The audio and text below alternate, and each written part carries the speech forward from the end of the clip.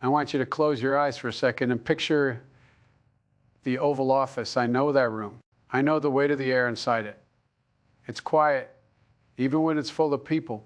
The history on the walls, the decisions on the desk, it demands everything you have. Every ounce of your focus. You don't get a moment off. You certainly don't get to check out. But reports coming out of the White House this week paint a picture that frankly scares the living hell out of me, and it should scare you too. We aren't talking about policy differences anymore. We aren't talking about tax brackets or infrastructure bills. We are talking about whether the man sitting behind the resolute desk is actually awake to do the job. Folks, before I get further into this, I need you to do something for me. If you believe that we deserve a government that is awake, alert, and honest with you, hit that subscribe button right now. Become a member of this channel. Join us in this fight for the soul of the nation, because we need every single voice. Now, here's the deal. We're hearing that Donald Trump is nodding off during critical meetings, that he appears lost in the middle of conversations that determine the safety of your family. And what do we get from his people? We get spin, we get his spokesperson, Carol and Leavitt, looking the American people in the eye and saying, he's just listening intently. Come on. I've been in those meetings. I've sat across from world leaders, from generals, from intelligence officers. You don't close your eyes to listen better when the topic is national security. You lean in. You ask the hard questions. This isn't about being mean. It's not about taking a cheap shot at a guy who is 79 years old. God knows, I understand the realities of aging. I've lived it. I've been criticized for it, but there is a difference between moving a little slower and completely checking out of reality. When you are the commander-in-chief, nodding off isn't a nap, it's a dereliction of duty. We have tensions rising with Venezuela, we have economies trembling, and we have a president who reportedly can't stay focused long enough to get through a briefing.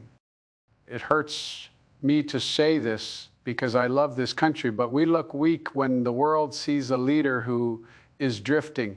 Literally and figuratively, they calculate, they push boundaries. And here at home,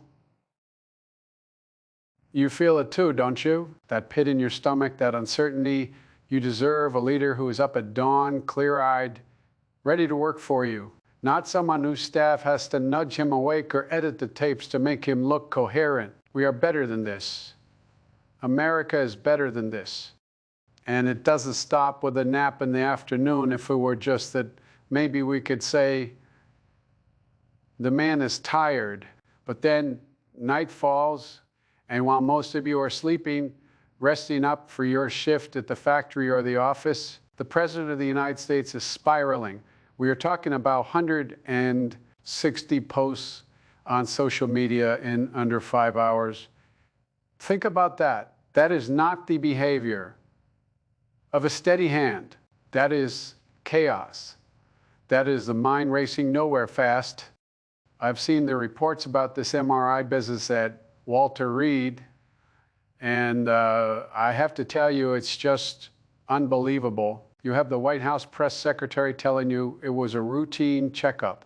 You have the Navy captain, Dr. Barbabella, putting out memos saying everything is excellent. And then you have Donald himself standing in front of cameras admitting he had no idea which body part they were even examining. How does that happen?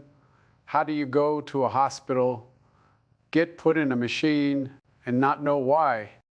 It's not just embarrassing, it's dangerous. It creates a fog of confusion. If they can't tell you the truth about a medical exam, how can you trust them to tell you the truth about the economy, about our military, about the safety of your water? And your air trust is the coin of the realm.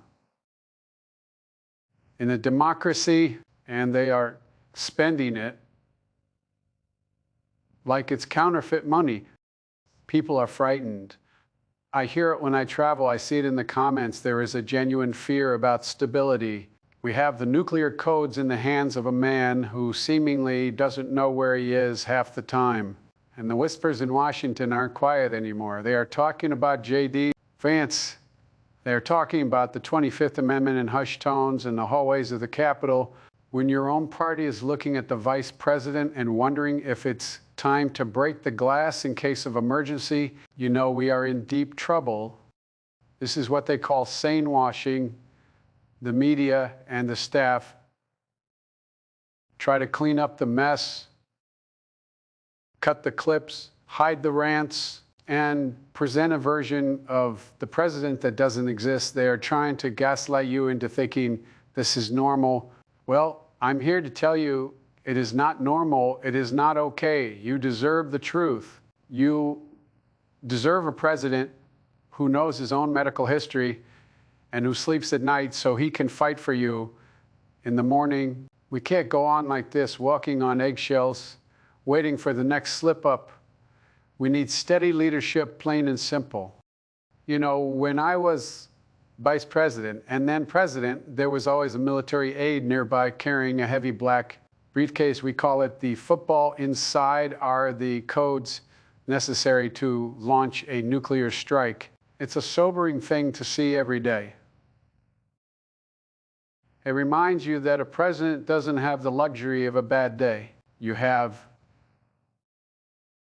mere minutes to make decisions that could end the world as we know it. That weight never leaves your shoulders. It sits there while you eat, while you meet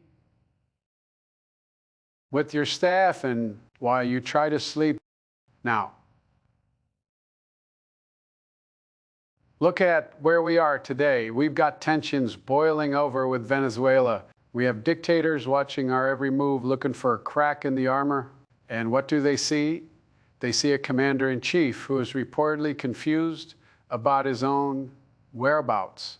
They see a leader who spends his nights not in the Situation Room, but on his phone, firing off 160 angry messages while the rest of the country is trying to rest. It scares me. I'm not saying that to frighten you. I'm saying it because it's the God's honest truth. When a crisis hits, and it will hit, it always does, you need a steady hand. You need someone who can process complex information in a split second. You don't need someone whose staff is terrified he might say the wrong thing or, God forbid, fall asleep at the table. This isn't about politics anymore. It's about safety. It's about knowing that when the red phone rings at 3 a.m., there is someone on the other end who is alert, rational, and ready to protect your children. Right now, I don't think we have that assurance. And that is a dangerous place for America to be. There's a word folks are using lately, sandwashing. It's a fancy term, but let me tell you what it means in plain English. It means the people around Donald, his press secretary, his handlers are working overtime to hide the truth from you. They take a clip where he's wandering around looking lost, and they cut it to make him look decisive. They take a moment where he's nodding off and they tell you he's meditating or listening hard. They are trying to polish a situation that is crumbling. It makes people angry, and rightly so. It's an insult to your intelligence. They think if they say it loud enough, you won't believe your own eyes, but you know better. You see it. And let me tell you, the people in Washington see it too. I still talk to folks on the Hill. I hear the whispers. They aren't talking about Donald's next big policy idea. They're looking at J.D. Vance. They're talking about the 25th Amendment, the clause that lets a vice president step in when the president can't do the job. Think about how serious that is. We aren't even deep into the term, and already his own party is looking at the exit ramp. They know what Dr. Barbabella's memo says, that he's in excellent health, doesn't match what they see behind closed doors. It's a cover-up, plain and simple, and the victim of that cover-up is the American voter. You hired a president to do a job, not a team of editors to create a reality TV show where everything looks fine while the house is burning down. You deserve the raw, unvarnished truth, not a script written to protect one man's ego. I want to talk a little bit about trust. My father used to say, Joey, a man's word is his bond. If you can't trust what a man says about the little things, you sure as hell can't trust him with the big things. And that brings me back to this mess at Walter Reed. Now, I've spent plenty of time at Walter Reed. It's a world-class facility with some of the finest doctors and nurses this country has to offer. When a president goes there, it is never casual. Every step is planned. Every test is logged. So when we hear that Donald Trump was rushed there for a sudden MRI, and his press secretary tells the American people it was just a routine checkup, we nodded along, maybe gave them the benefit of the doubt. But then Donald walks out and says he has no idea what body part was even examined.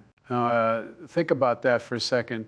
Truly stop and think, how is it possible to undergo a major medical scan and not know if they were looking at your head, your heart, or your knee? This isn't just a slip of the tongue. It's a contradiction that shakes the foundation of the White House's credibility. You have Dr. Sean Barbabella, a Navy captain, putting his name on a memo saying everything is excellent, yet the patient himself is admitting total confusion to the world. Who are we supposed to believe? The piece of paper or the man who lived it? This kind of double talk is what makes people cynical. It makes you feel like you're being gaslit. If they are willing to lie or cover up something as basic as a doctor's visit, what are they hiding about the economy? What are they hiding about the border? We deserve a White House that shoots straight with us. If the president is sick, tell us. If he's confused, admit it. We are grown-ups. We can handle the truth. What we can't handle, what we shouldn't have to tolerate, is a leadership team that treats the American public. We can't see what's right in front of our faces. It's disrespectful to you, and it's disrespectful to the office of the presidency. There's a feeling going around right now, and I hate to see it, but I understand it. It's a grim sense of vindication.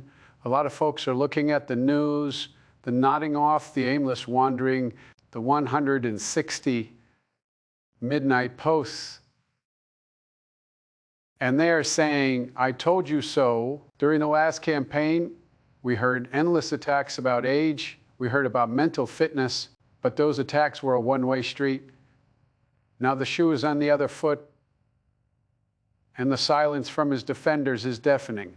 But let me tell you, I told you so. It brings me no joy. It brings me no satisfaction to see the President of the United States spiraling. This isn't a game. This isn't about scoring political points or winning an argument on the internet. When the president fails, the country suffers. When the president is absent, risk goes up.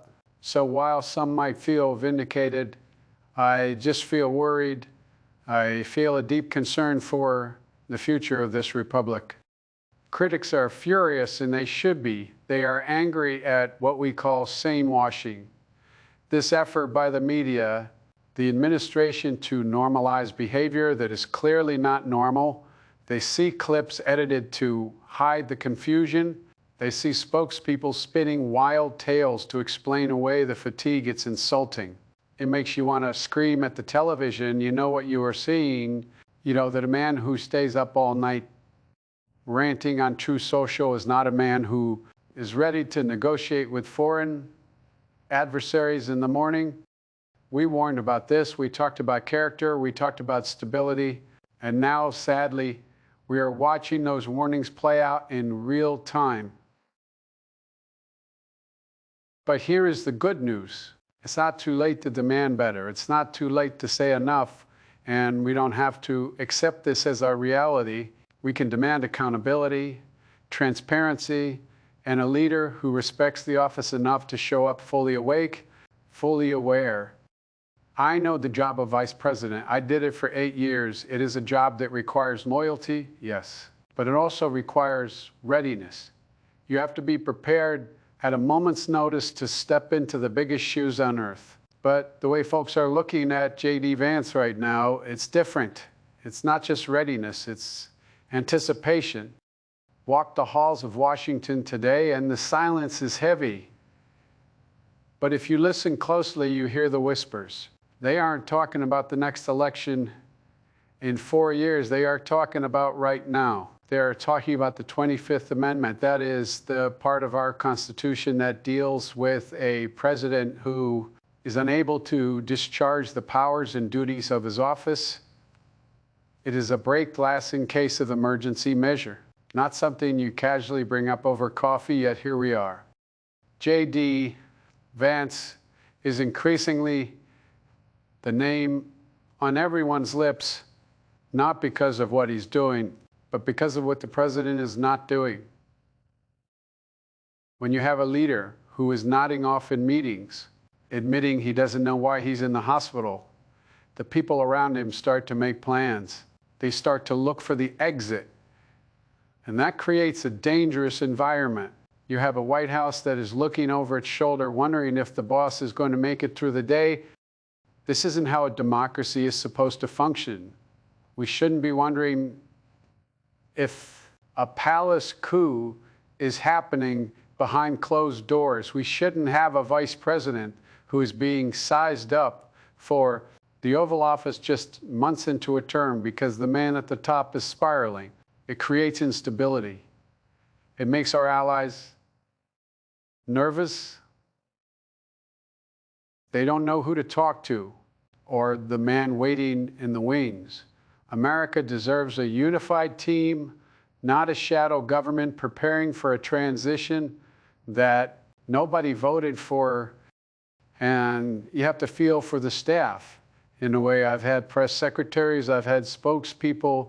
Their job is tough, but what Caroline Leavitt is being asked to do is impossible. She has to go out there, stand at that podium, and tell you that what you saw with your own eyes didn't happen. She has to tell you that a man nodding off was just listening intently. She has to tell you that a 160 post rant in the middle of the night is normal presidential behavior. It's humiliating for them, and it's insulting to you. They are trying to hold back a tidal wave with a broom, and then you have the doctors. Captain Barbabella, a Navy man, releases a memo saying, excellent health. Look, I respect the uniform.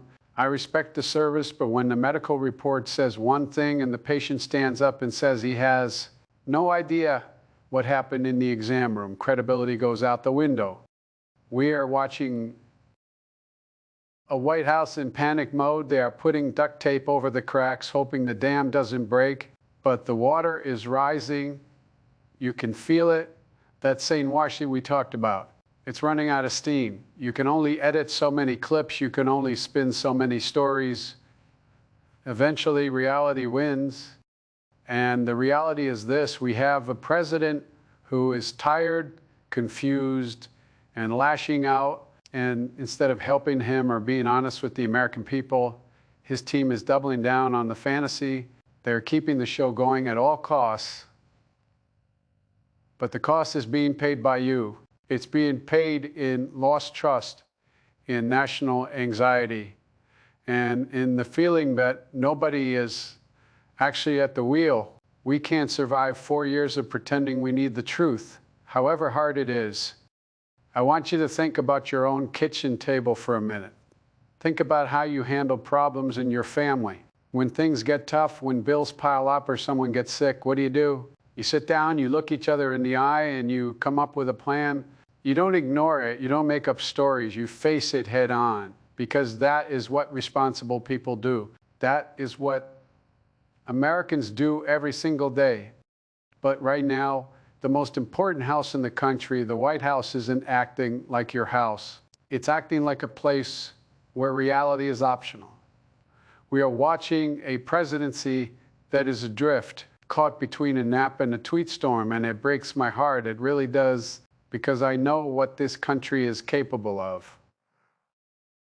I know that when we are united, when we are led with clarity and purpose, there is not a single thing we can't do. We can cure diseases. We can lead the world in clean energy.